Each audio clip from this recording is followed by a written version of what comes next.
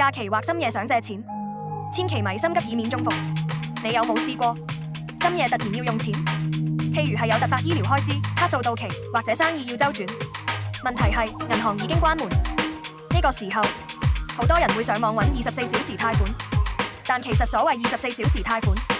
唔代表你24小時隨時拎到錢，而係講緊你可以24小時遞交申請，真正批核同過數可能最快要等到下一個工作日，等得嚟可能已經幫唔到你應急。其實市面上的確有貸款可於非辦公時間批核，呢類真正嘅24小時貸款通常有3個特徵：第一，會寫到明借幾多錢先可即批即過數，可以即批嘅貸款額唔會太高，通常由10萬至30萬不等；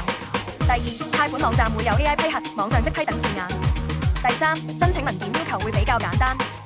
因為大批貸款一般唔會花時間審查大量文件。